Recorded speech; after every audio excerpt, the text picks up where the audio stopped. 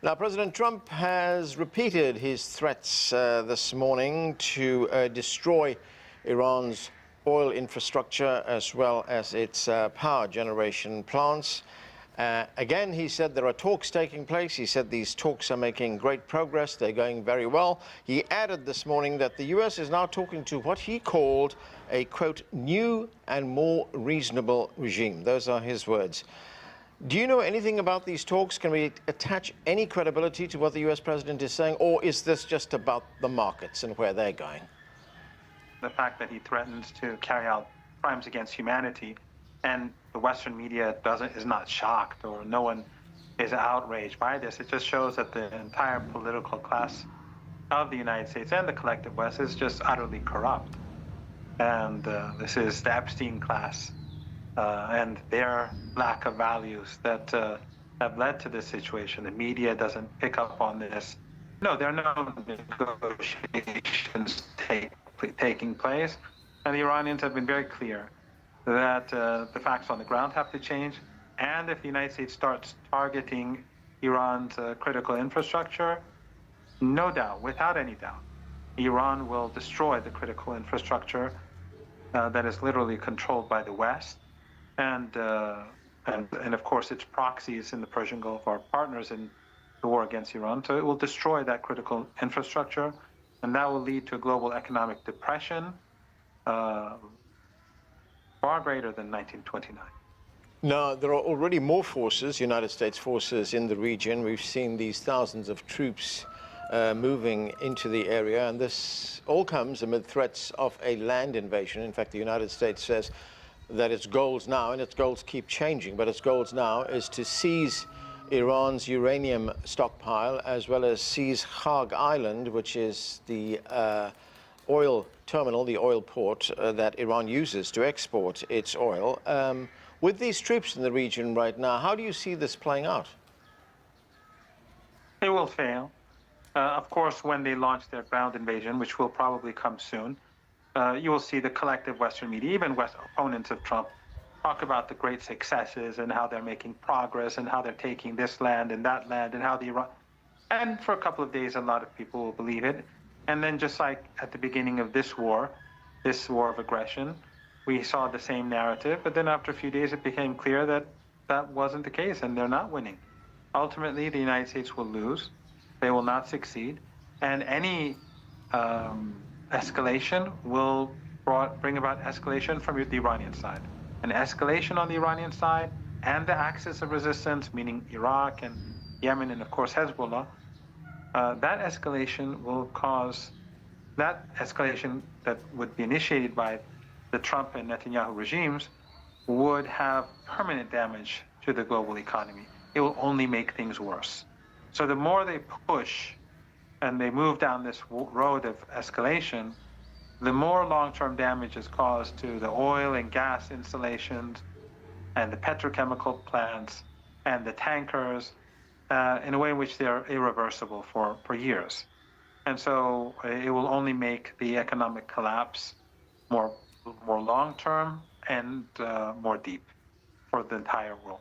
And the world will blame the United States and the Israeli regime, and the American people will blame the Israeli regime, because they will all know that this war is not in the interest of the United States, and it was imposed on the United States by the Israeli regime. And that, I think, is something that Zionists are not thinking about carefully, but ultimately they will pay the price.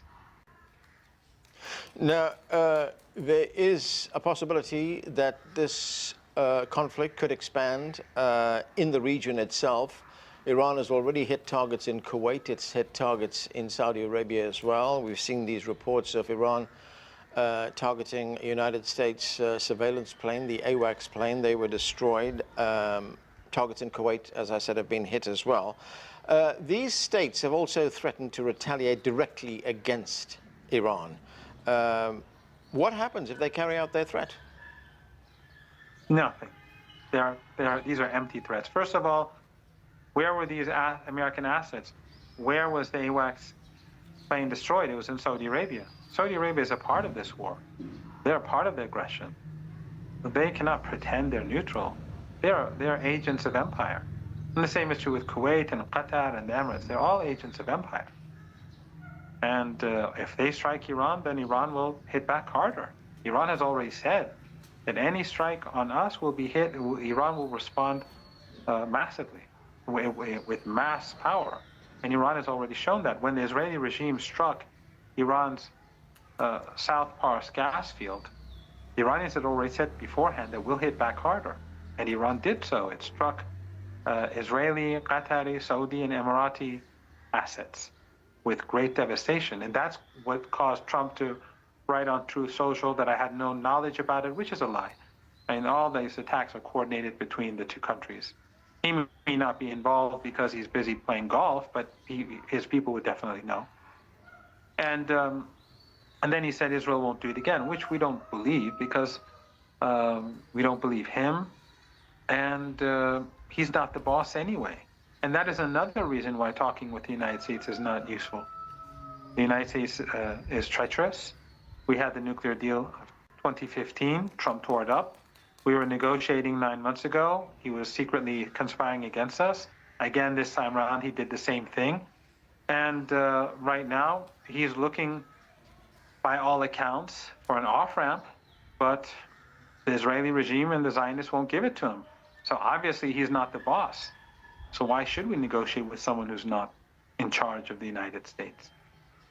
We are seeing the impact of the closure of the Strait of Hormuz around the world. We've seen so many countries around the world now adopt emergency measures to reduce demand on energy.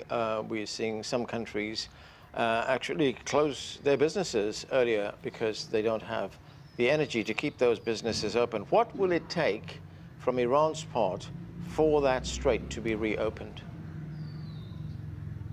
Well, the strait is not completely closed. Iran is helping countries that are particularly vulnerable. But first of all, Iran has to make sure that the facts on the ground change. So these Arab family dictatorships in the Persian Gulf, which have no popular legitimacy, they cannot be allowed to be a platform to murder Iranians in future. And they will have to pay reparations. So they have to behave like normal countries.